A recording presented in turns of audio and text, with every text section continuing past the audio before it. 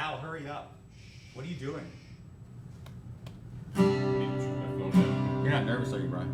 No. There's a lot of very critical people out there tonight. I mean, it is social media. Instagram Who's is doing what at 6 o'clock on Friday night? What's that? What are they doing? Watching it? Well, they're all on Friday? quarantine, so theoretically they're not doing anything. Well, it's Oh, Friday. no, they're out now. So. They're Are they out now? Where are they going? The beach? Chili's and Chili's? I went to Is Chili's open? Yeah, man, I ate there this week. Basil's is open. All of them are all What? open. Oh no! Is that your parade float invitation? It's some sort of float invitation. What's that, Kevin? Planking. Yes, he's planking. Yeah, that's desperate attempt for planking. Let's see him do it right there.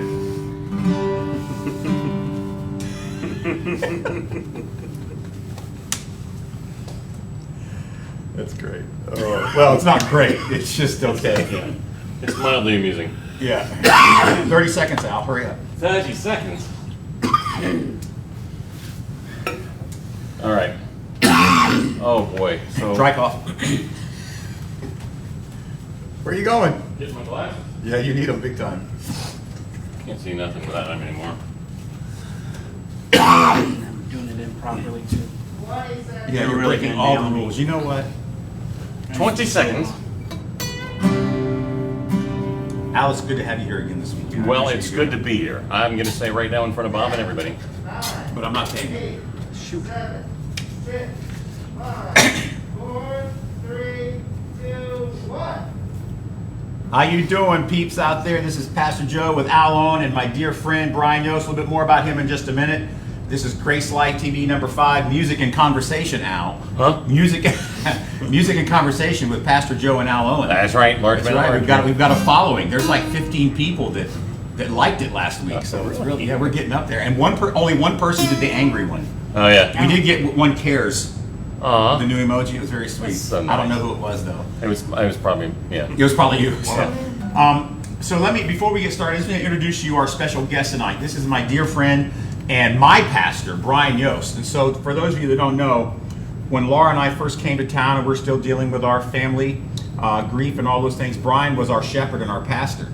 And God really used him to nurse us back to health. And there would not be a GraceLife had it not been for Brian's impact on the life of Laura and Ben and I. And you've been a huge encouragement to me since I've been back. It's been 10 years, isn't that crazy? It is. But so Brian is, I call him my pastor. He's on our overseer team that if there's ever a problem in our church, he's one of the guys that the church can go to and tell on if I do something wrong. Yeah, basically when you're bad. When I'm bad, they gotta call him in. But they haven't had to call him yet, which is I'm like, good. Brian, But any day now. get here now. Any day, yeah, that's right. Get over here now. But also Brian is the executive director and the leader of City Commit, which is, we're going to hear more about that later. But Brian is a dear friend of mine, and we're going to talk tonight about how COVID-19 has brought many challenges to churches, but also a lot of really good opportunities, because you're right on the forefront of that. So I'm looking forward to hearing from that, all right? All right. So let's just get started with a song. We're going to do Freedom Reigns. Something cheese. No, it's just, I got So, Amy's like following along. So let her Oh. know cheese. Okay. Amy's following along. Where the Spirit of the Lord is, there is freedom. Where the Spirit of the Lord is, there is freedom. Lift your eyes to heaven, there is freedom. Lift your eyes to heaven, there is freedom. Freedom reigns, yeah, freedom reigns in this place.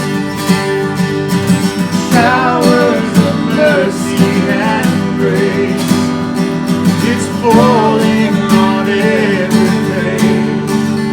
There is freedom.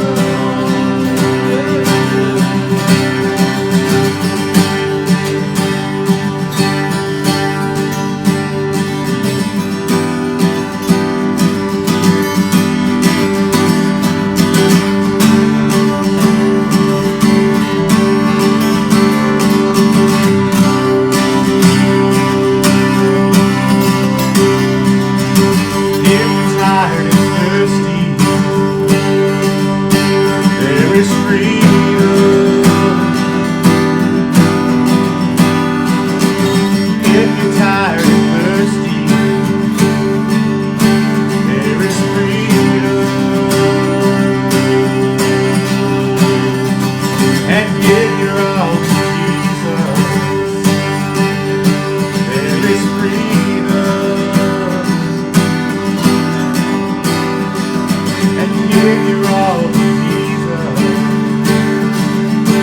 There is freedom. Freedom reigns, yeah, freedom reigns in this place. There's showers of mercy and grace. We're falling on every face. There is freedom, yeah, freedom reigns in this place. There's showers of mercy and grace falling on every face. There is freedom.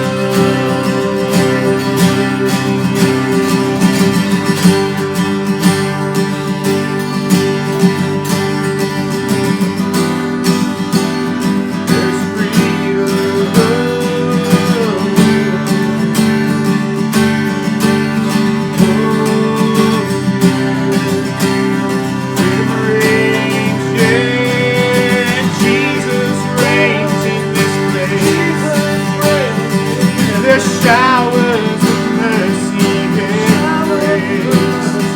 We're falling on every face.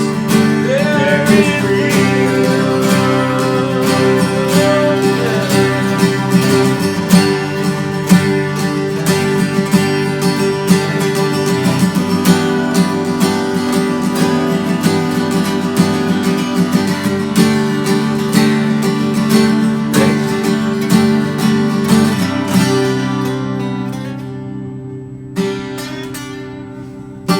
I get the last drum in. That was good, man. I love playing music. Oh, you too, man. It's so fun.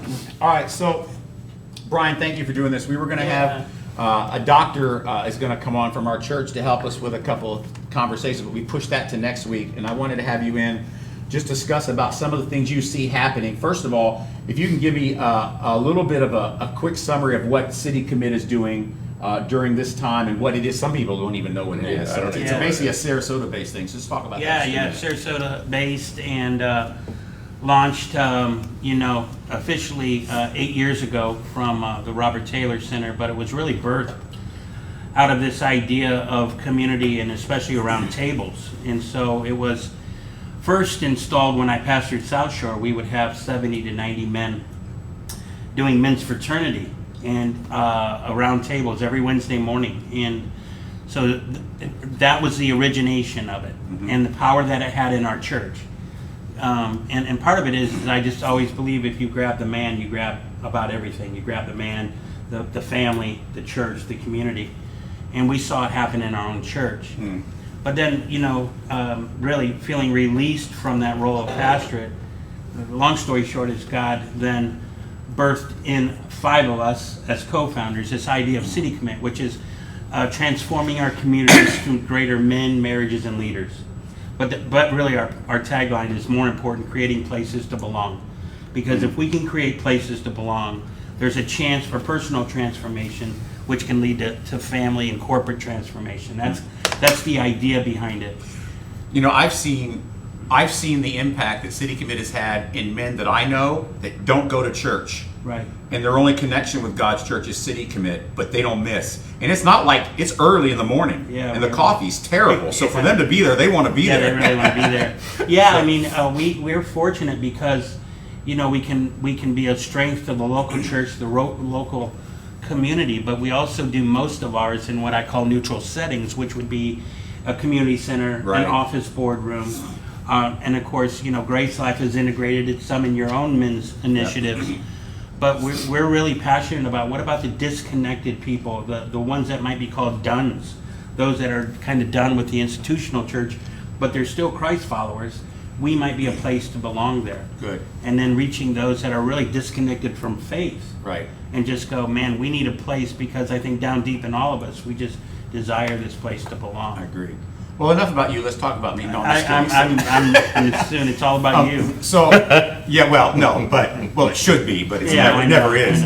So one of the things that I wanted to talk to you about, because I affectionately call Brian the Bishop of Sarasota because he knows all the pastors and the pastors all love him and respect him.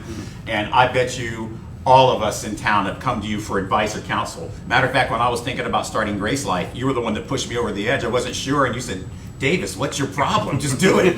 I just remember that. But tell me what you see happening as far as challenges. I mean, this COVID-19 is really disruptive of how we have always thought of church, you know, with gathering together in a building and all those things. What do you see as some of the challenges the church is facing right now and how they're responding to it? Yeah, I mean, we don't know all the challenges that's going to be birthed out of this, okay? Yeah. So now we're in We're the just talking about what we moment. know now. Yeah, let's just talk about the moment of what it was. You know, for 2007, 2008, if you're our age, we've been through about 4 of these, right? For the young people, this is their first one. The difference is... I mean, things that change the church. Change the church or change the dynamics of our economy, our technology, all of these things happen. This is the first and only time so far in our lifetime that it was not because of anything that we've done, but it automatically changed something that we had to do, and that was, the challenge is how can we pivot quickly to a technology that many are not familiar with, including me. Or comfortable with, and also knowing that how do you really do community and stay connected in an environment now that we can't see each other. And you know, we're asking saints, precious dear saints, who are used to gathering together on Sunday morning for 50 years, we're asking them, okay, stay home and watch us on YouTube. And that's not a small, like as a pastor, my heart is like, man, I hope we can get, now luckily we have some incredibly servant-minded people that have gone to houses and helped them set it up. It's been amazing. But that's an example of what you're talking about. And then, and what else do you see as far as the challenges goes? The quick switch. But yeah, I mean the quick switch was one, and then just I think internally on the churches is how do we redistribute staff to do things that they're not comfortable with or not common, but there's got to be a move toward it, which kind of repurposing staff. Yeah, it's repurposing and saying, hey, there's a new role you're going to have to play. But also the ability to say financially, let's just be honest. We don't know the outcome of it, but it could be that there's been some downsizing of just finances, budgets, and things like that. That's the biggest challenge that churches might be walking in now and then coming out. I mean, if churches had big fixed costs. Big fixed costs to the reality of some have had to, just pull back from either giving because of the times that we're in, the uncertainty. They call it the VUCA, volatility, uncertainty, complexity, and then ambiguity. That's the world that we live in. And Al, you said VUCA all the time, but it doesn't mean that. I was thinking of Veruca Salt, so a different one. But the VUCA world that we live in, I would share this too, is the challenge to say this isn't over and we're in a new normal. I really believe we're in a new frontier, and so the challenge is that we've got to not think short term. This is not a short term fix. Agreed. And so now we're not going to be back in July. We're not going to be back in August. But if it's all right for me to interject, I'm resistant to that. I know. And so what you're saying is that come out foul demon from me, or no, not necessarily. No, he's not saying that. Right. But right. I think there's going to be a lot of challenges with twofold is when do we come back together? And I believe just because of what we're hearing and even seeing is the challenge is going to be not everyone's going to come back right away. And some, in fact, the challenge is they've been introduced to you online. They're not even in your region or area. That's amazing. And the challenge is how do you continue to minister in your traditional way, but also understand, well, we just can't give up the ministry we have beyond this. I just want to tell you, what you just said really I'm passionate about, because we've had people from 28 states and 4 countries, and one of them is my nephew, who I've met online, but I've never met face to face. Wow. And he's serving in a foreign country. Wow. In the Army, and he's watching Ty. If you're watching, Ty, how you doing, buddy? Praying for you. He's at every service now, and he's watching these, and I feel like, you know what? I'm his pastor. I have a responsibility. Exactly. And so I have to stop thinking about GraceLife Sarasota and think about GraceLife more globally, and it's a totally different thing. So absolutely. So those are big challenges. We're going to talk some more in just a minute about some of those challenges. But one of the things I wanted to ask you about is, have you seen in pastors that you speak to? How do you think that as a group, us pastors are doing as far as, there's a lot of tension and stress there too, especially on the financial side for churches that have big, fixed costs and stuff. So how do you feel like they're doing? Well, I think the biggest challenge, and that would be personally. So I think this time has done two things. Either it slowed us down and God put a pause in our life, but think about those that it increased the level. The mothers or the fathers that have now teaching their children online. They're in the home now. Oh. You think about how some people would go, I don't know what rest is because I haven't rested. So I'm a little concerned for the local pastor and the ministries who are coveted out in terms of the ministry that's had to go out and don't have that the Sabbath rest because the days, I don't know about your days, my days blur together. I forget what day I'm in. I do.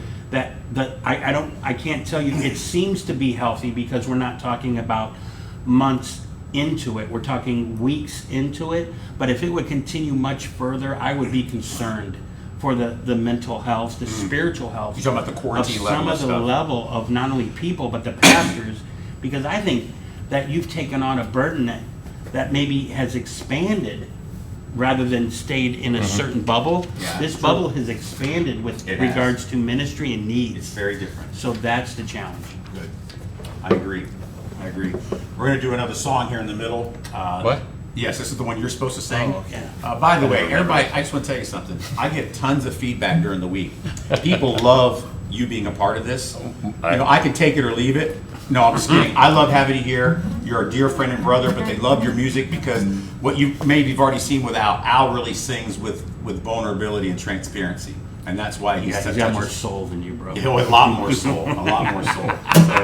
So, I'm sorry. I thought we were going to do some Marvin Gaye, but apparently No, we are not. Okay.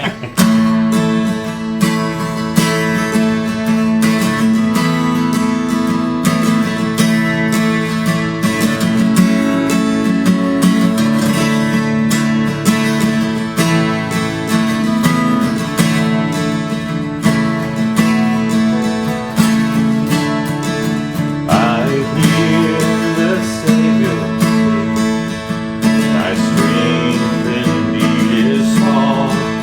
Child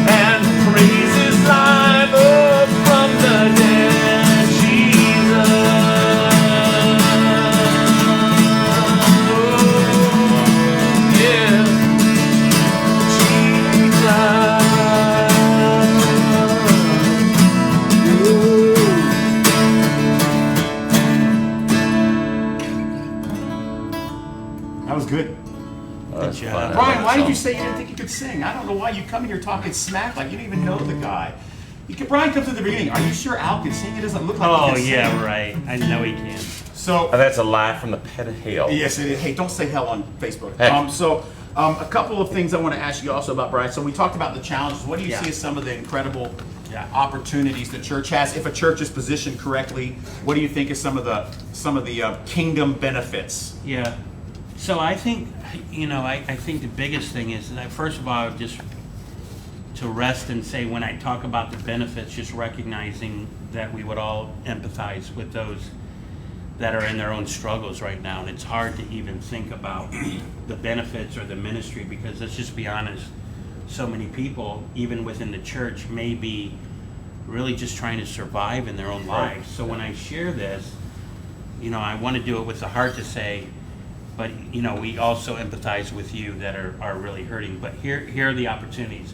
Because the pivot that have had to happen, especially on the online platforms and in digital platforms, we are now seeing a life-changing message of Jesus Christ being able to be shared to more people on their time, and the accessibility of the gospel, but also digital relationships are expanding. Just like you were saying, you may have 200 to 250 on a given Sunday morning, live or digital, but the footprint could be double or triple that As it in goes terms on. of expansion, in terms of the sharing and the multiplying that goes. I think we don't understand that churches are growing, literally growing, Yeah. in terms of the digital footprint, which is going to be the challenge, but the opportunity now is ministering to those that are just going to be online. And I see, okay, so what you and I do on Friday nights, we wouldn't have done this. Not that I don't love you, but we would have never taken the time because you'd be always doing gigs and I'd be busy. We would have never, this has been an incredible thing. Go ahead. No, it is incredible, and it's incredible in a lot of different ways. But the other thing I was thinking of is, okay, so now you're dealing with a bigger footprint, and so are you telling me Yeah, right. that the challenge is, like, for instance, the traditional pastoral role is, okay, you have these 250 people that come to church, and maybe there is another 50 that Yeah. don't get there or whatever, and he is, he's the person who I got a hospital call or whatever. So the elders and stuff like that. So now we've got a bigger footprint. How do we care for these people is my question. Yeah, so I think that's where the beauty, I think the Word of God is very clear about the role of the pastor is to teach, train, and equip others to be teaching, training, and equipping, to equip the saints to be ambassadors of reconciliation. And now we as a church have the ability to use our gifts and talents to be able to minister to potentially. So now you expand the very footprint structure of a church where you're giving lay power, like in the chat room, in the prayer rooms, that it's not going to be laid upon Joe. I think that's a poor paradigm, even if you were in a traditional church, in an institutional setting. What you mean? GraceLife isn't traditional? Well, I know that's the problem, right? So part of it is, and I want to address that with regards to GraceLife, but more importantly, that pastors and staff are seeing themselves as equippers and leaders to us as lay or ambassadors to be reconciling to those possibly online. And there are people sitting in our churches who would love the opportunity, because of their gift sets, to be able to minister to those that they may never meet. But it's a real relationship. It's a real ministry that's occurring. I think that's one of the big ones. The second one I see is the art of neighboring. This is our opportunity to know our neighbors. Yeah. And really there's this ministry mindset of, especially in Sarasota, in our area, that is very transactional and very, we're not staying home that much, and our garage doors go down right when we pull in. Yeah, we This do. one thing Well, that's it's so hot. happened. Yeah, right. It's been beautiful, but the reality is if we're intentional, this is our time to actually serve our neighbors and to get to know them because of just where we land. And I believe that it's going to continue in some fashion. So in terms of ministry of the church and making it more of a tentacle, we have the opportunity to actually get to know our neighbors and love them and minister to them. And then thirdly, I think the another opportunity that we're going to see is, and I think now let me move a little bit into GraceLife, the needs that are so present and prevalent right now. There's an openness to the gospel of Christ more than ever. Yeah. Because there are questions. but also there are needs. So, I'm so proud of GraceLife for so many ways, and hopefully just guiding the process a little bit is the ability to be flexible, the ability to be very fluent and organic in that you can start and stop very quickly and on both ends of it.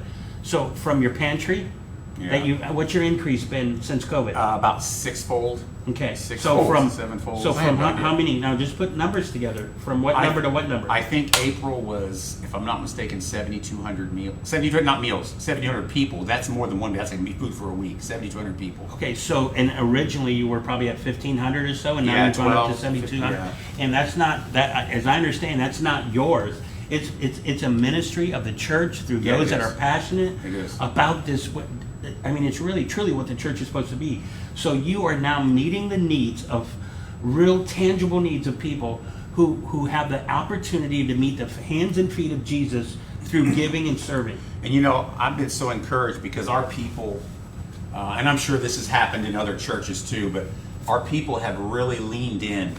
I mean, like, I don't want to, okay, I'm not going to cry, but I am so proud of the generosity of our people, not just with their money and with their time, but they're serving in a public way, which has risks, but that's what Christ has called us to do. Right. But then in addition to that, and I don't know if this makes sense, they are serving in their willingness to be flexible. Yeah. And I think the fabric of our church, it kind of that ends up being a core value, is being flexible and being able to. But people have become so flexible. They're whatever it takes. Just tell me what to do, whatever you need. Yeah. And it's funny.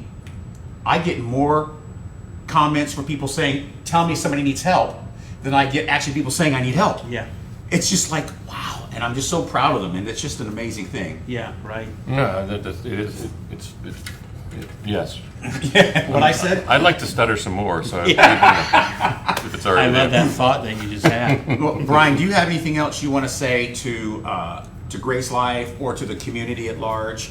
We're going to do another song here. We're going to be closing up in just a minute. Yeah, we usually go about 30 minutes with these. Yeah, I would just say this. The one thing I get to see in the role that I play is I believe the unity of the body of Christ during this time has been tightened I agree. rather than strained. I agree. I think sometimes in crisis, God doesn't waste pain. He doesn't waste that. Yeah. But what I've seen is between pastors and even the community that, and you know this, you've experienced it, a new brotherhood and sisterhood, and all of a sudden there's not a competition spirit. It's how are we going to get through this together? You got to tell TJ Hankey, stop with, man, I like group texts, but man, come on, TJ, some of your texts are just ridiculous. No, I'm just kidding. He's been great. TJ over At the Short. At the Short, he's been great. And so Yeah. I've been encouraged by a lot of my brothers in Christ. I've been Yeah. encouraged by you. You know how much tremendous affection I have for Yeah, you. you do. I know you do. It goes back, it has so many levels to it. I mean, so many. And in the last decade, I can't think of a person that's had more of an impact on my life individually than you. And it's just because you have been available and you've been encouragement and you've been able to speak truth to me when I needed to hear it. But you're also an incredible encourager. Our city is lucky to have you. We are very fortunate to have you. That's why I call you the Bishop of Sarasota. So we're going to do one more song before we close tonight. We're going to do the song Good Good. Am I singing this one or are you singing it? No, I can't sing this song. I thought you were going to sing it. No. Well, I was, but you stole it away from me. I stole it from you. You need to lay down. Brother.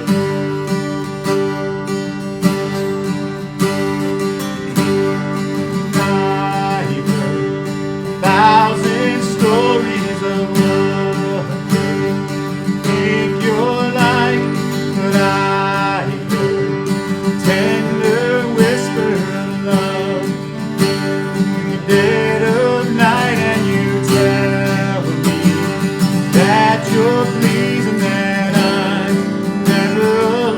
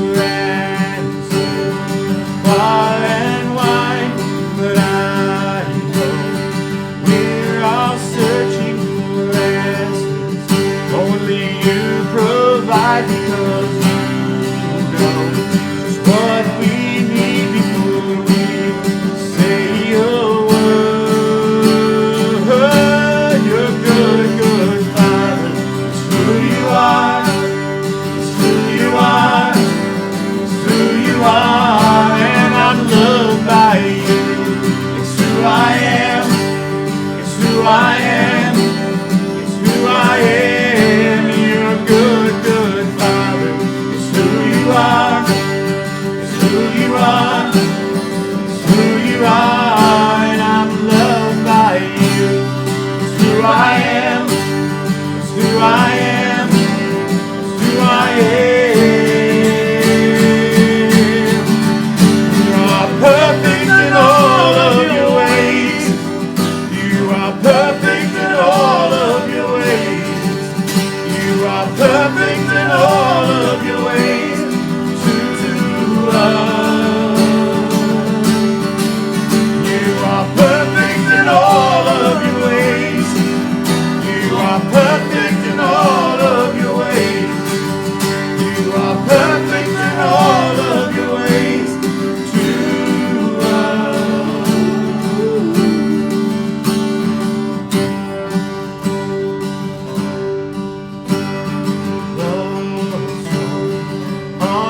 undeniable, I can hardly speak. He's so unexplainable, I can hardly think as you call me.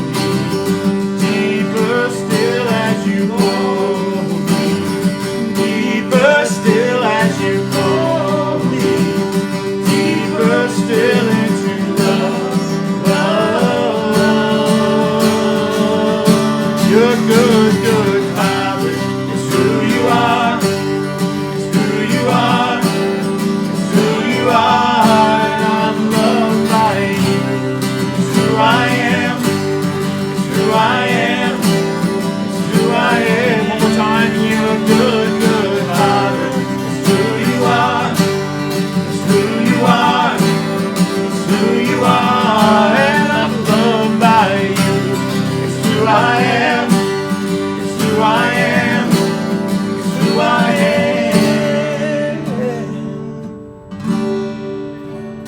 We ended right there. Guys, we appreciate you guys tuning in for GraceLife TV number 5. We'll be back next week. We should have Dr. Dan Deems with us next week to talk about some planning about how we're going to kind of slowly back integrate into worshiping together. As a group, we're formulating a plan. We're talking to several different medical people to help us make sure we have a good understanding. A lot of planning going into it, but we love you guys, and I'm so thankful that you guys are with us tonight. Have a great night, and we'll see you on YouTube Sunday morning. Peace. Cut it, Brasco.